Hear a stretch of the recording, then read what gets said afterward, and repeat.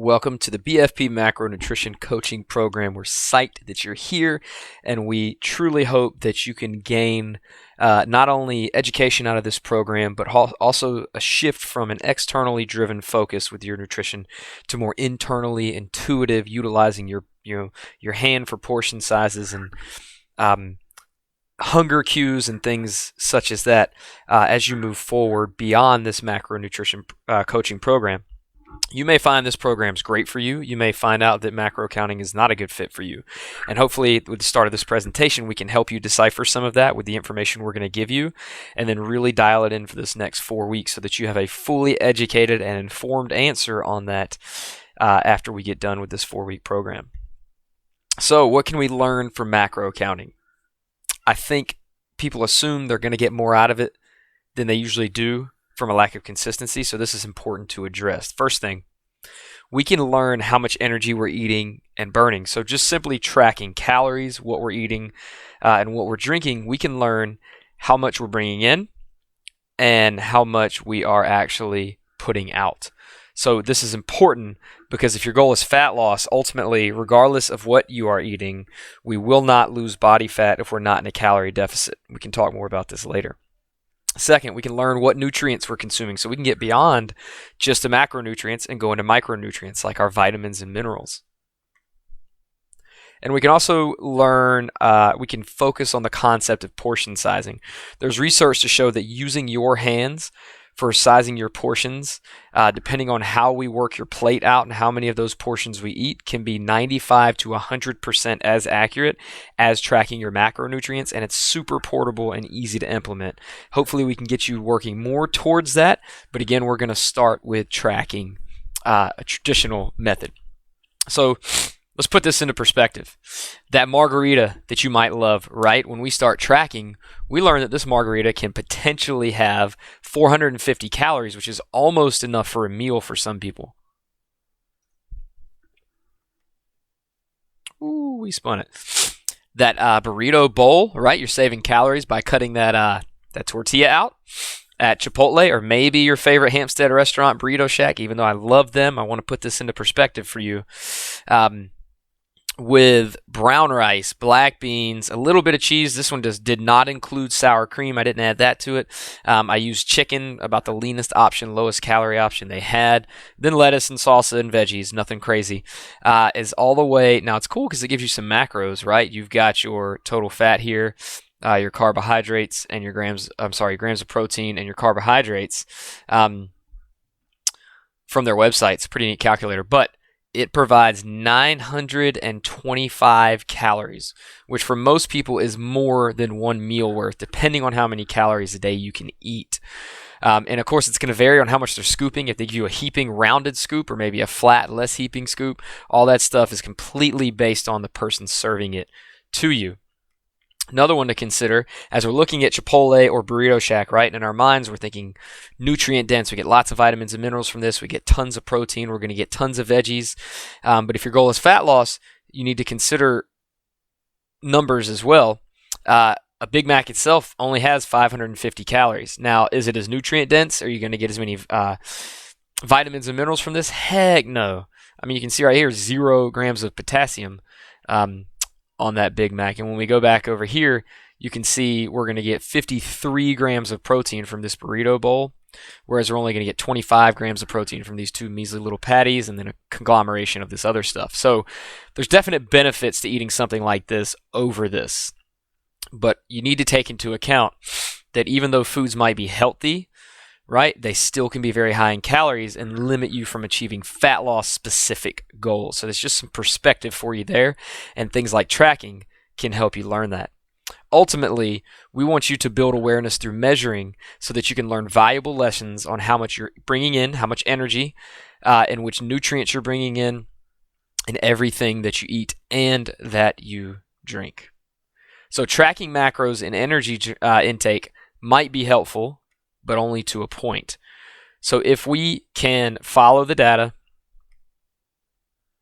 think strategically,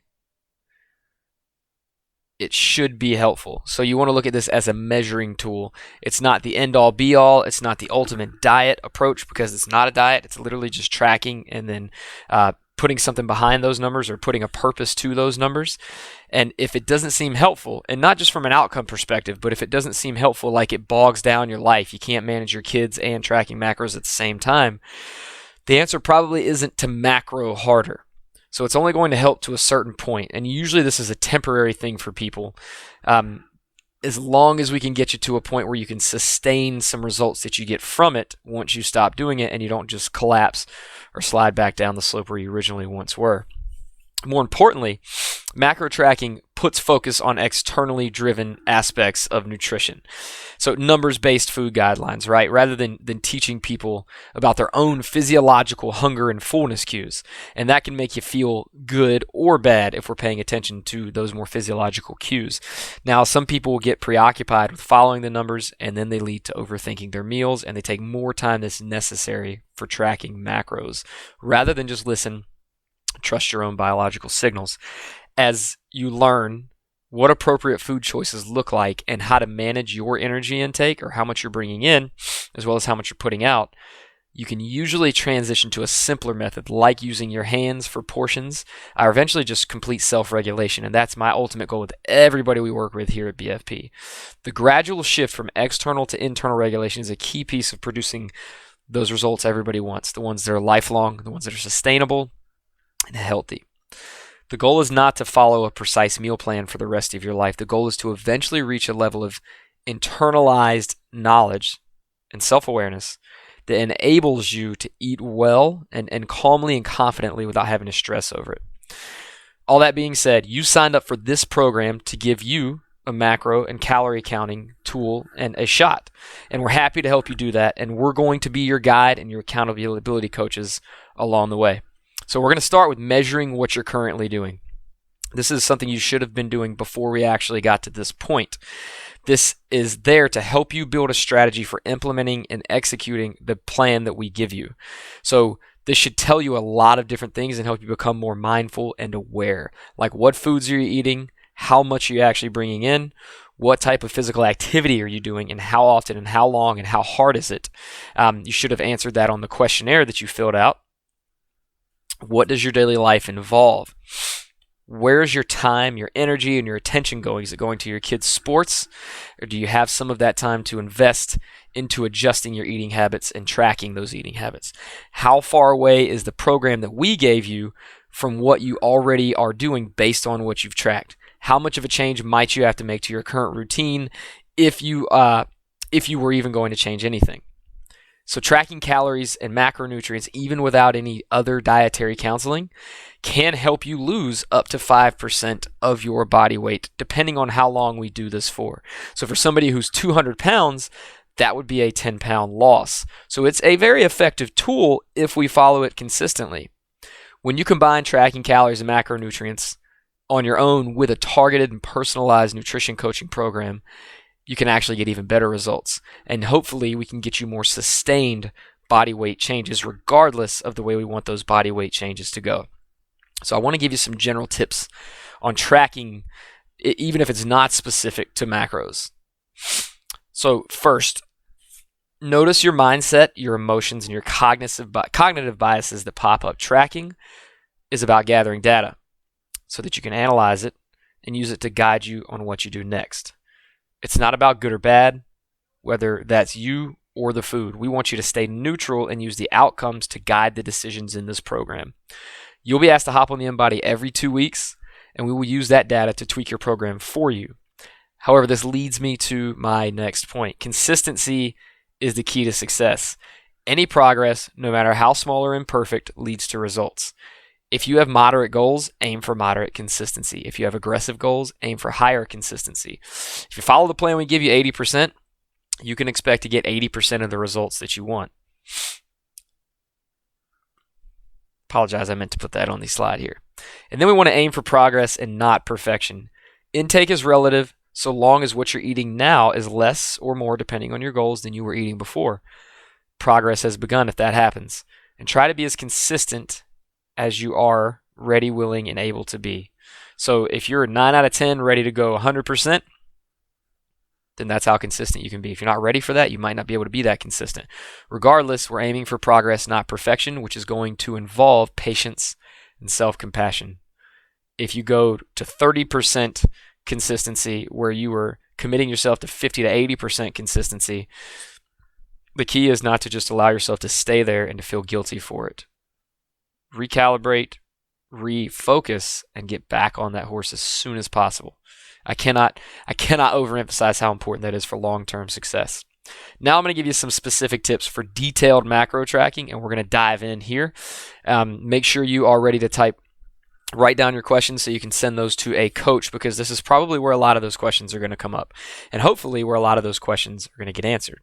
Now remember, this is our macro program that we're in here, so we're going to be taking you to that next level where most clients don't need to go, but we're going there specifically for the purposes of this program. So I would recommend you getting a food scale. You might not have to use it forever, but it's a good idea to have one at least for this 4-week program. And most macros are counted in grams, so it's a good idea to find a digital food scale that can accommodate that level of precise counting.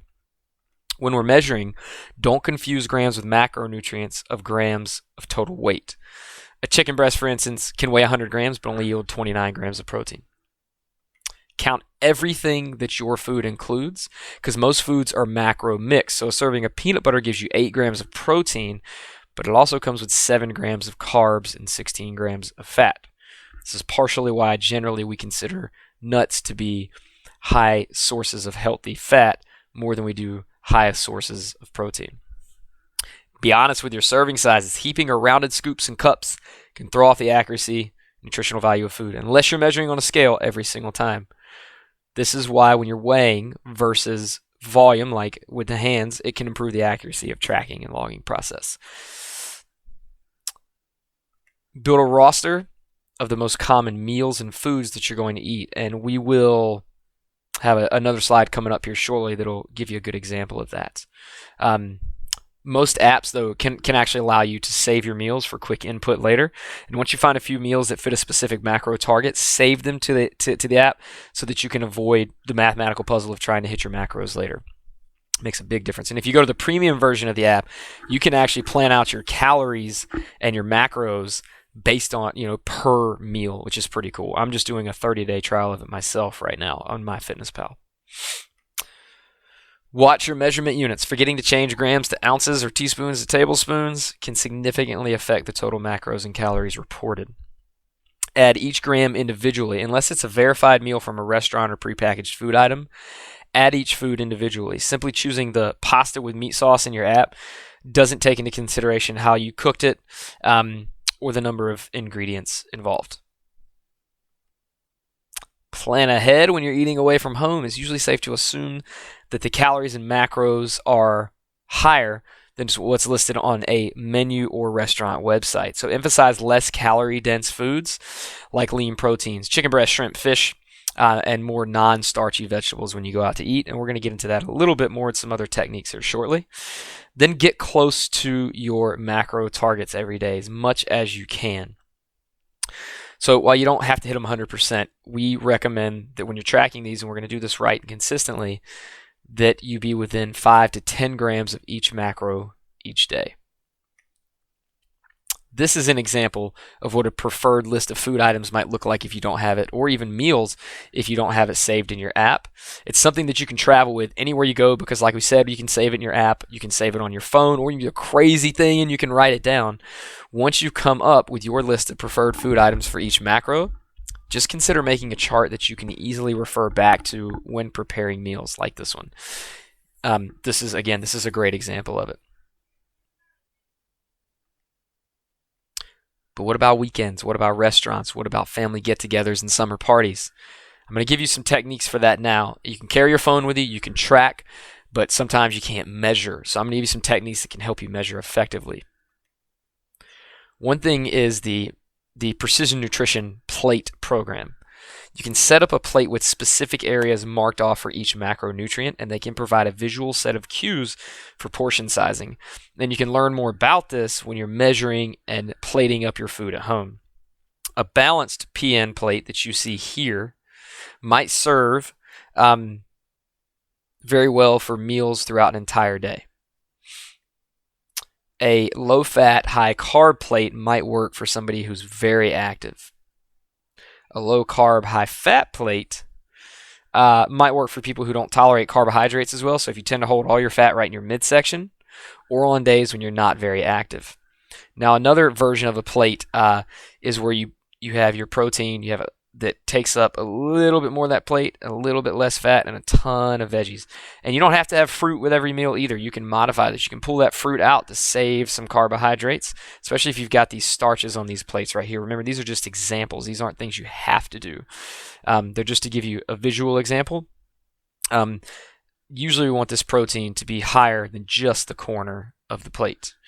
Now, ways that we can measure this without having this plate set up are your hands. And this is individualized, and again, like I said earlier, it's been shown to be 95 to 100% as accurate as counting your macros for some people, especially if you do it consistently. So a palm is 1 serving of protein. A fist, a good 3D tall fist, is about a cup of non-starchy vegetables, or a serving. A serving of carbs, so 1 cup handful, which won't be piled up very high, is a half to 2/3 cup of grains usually. That's a serving. And then 1 serving of fat is your thumb, which is equal to about a tablespoon. So for most women, we recommend 1 palm of protein, at least 1 fist of veggies, non-starchy veggies for every meal, a cupped handful of carbohydrates around that workout time, and then 1 thumb serving of fats. Now, if we end up cutting calories, we can look at cutting the thumb of fat out, because that might also be in your protein if you're having a red meat or something that's a little fattier. But with men, it's just 2 times this, 2 times that, 2 times this, and 2 times this. It's pretty much just double everything.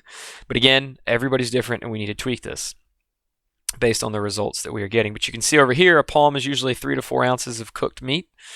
It could be a cup of Greek yogurt or cottage cheese. It equals about 2 whole eggs, protein-wise, or a scoop of protein powder. So it's also equal to a cup of non-starchy vegetables, a half to 2/3 cup of cooked grains or legumes, which is different because most grains or legumes will expand because they soak up the water when you cook them. It's not the same as measuring out a cup of uncooked oats and then cooking them. It's going to make a big difference in the total number of calories as well as the weight. And then this is equal to a tablespoon of fat. So the next slide, we can look at your macros for this. So for men, a palm is about 24 grams of protein. Women, about 22 grams. And remember, we've got mixed macros here, but we usually focus on these. We're looking at the non-starchy veggies. We're going to get tons of vitamins and minerals. It's not going to hit your macros too hard. Apologize, I keep clicking on that. We're looking at the cupped handful of carbs, about 25 grams of carbs for men, 22 grams for women.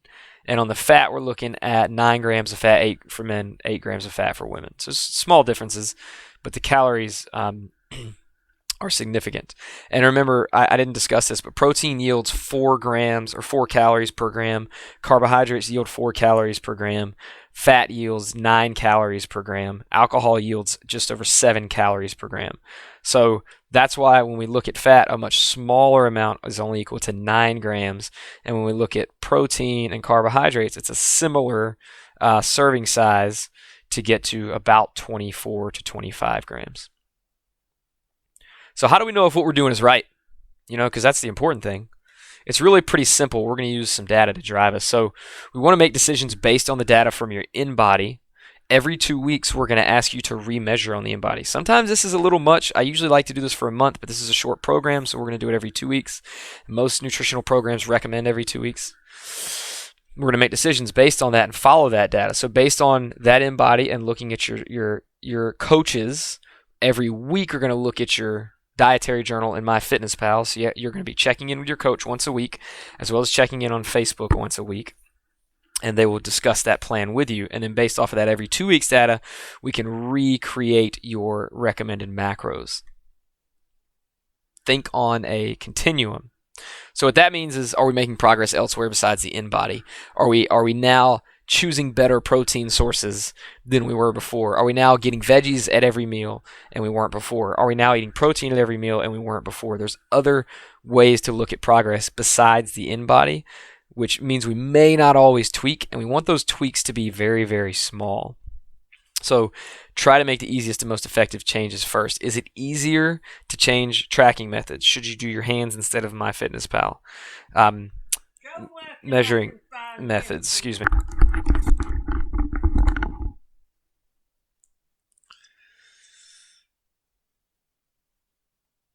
I apologize about that. My 2-year-old and his great-grandmother came in the room in the middle of the presentation. So we're going to get back to it.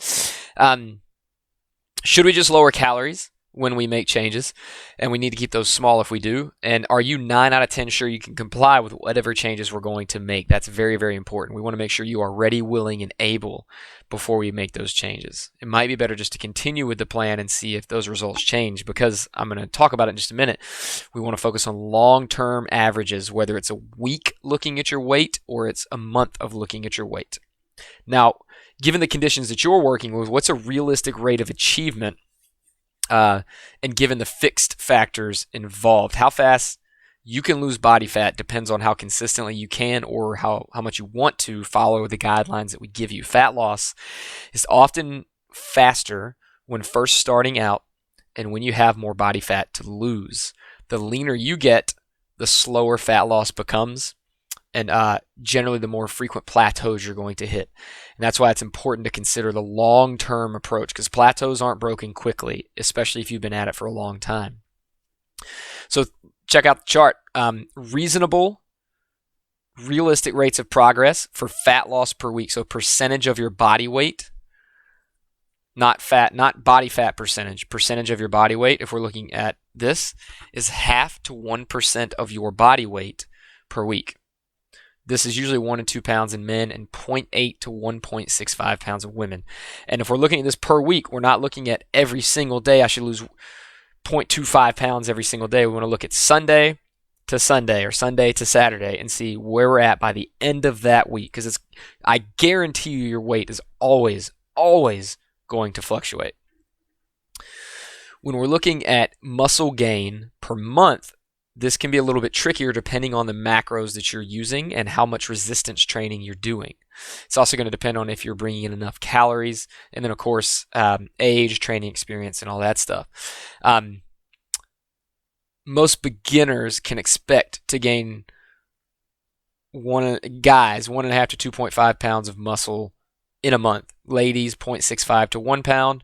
Our intermediate folks, 0.75 to 1.25. You can see it, 0.33 to 0.5 for women. So just the more advanced you are, the more muscular you are, generally the less speed you're going to gain muscle with. But you cannot allow that to discourage you, because any gains are very, very useful and can contribute to increased fat loss over time.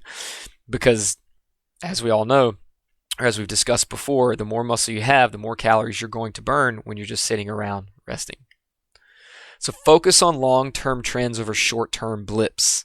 Many progress indicators will change day to day. So for instance, if you had lousy sleep last night, you might notice your workout performance today is terrible. If you just got off a really long flight during which you ate some extra salty peanuts and took advantage of the free drinks in first class or business class or non-business class, you might notice you're puffier or you're retaining water, which is going to make your body weight or girth measurements or maybe your in-body measurement change and go up. We want to look for, and that can change by the next day depending on if you eat less carbohydrates or not. So we want to look for long-term trends and patterns. For most of the indicators we're looking at, you'll need at least 2 weeks. That's why we're going with 2 weeks to make an informed judgment. And potentially up to 4 weeks. And this is especially true if you're a woman of reproductive age and you have approximately month-long menstrual cycles, because the body weight, energy, and many other things will fluctuate significantly. So we want to consider using averages, your average body weight over a week, or your average muscle mass over a month. And we want to look at trend lines and patterns to see your data. And you can actually pull these up in your InBody app, which is really, really cool. So that is the end of the presentation.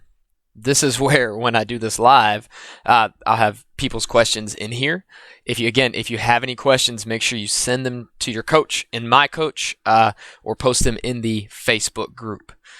We'd love to hear from you. We always want to field those questions. If there's anything we could have done better here or information you would have loved to have known, please let us know. Otherwise, if you are in the macro coaching program right now, remember a lot more education is going to come through your My Coach app, as well as regular office hours with the coaches in the Facebook group, and information that's going to get posted in the Facebook group. So make sure you stay up to date on that and have a wonderful day.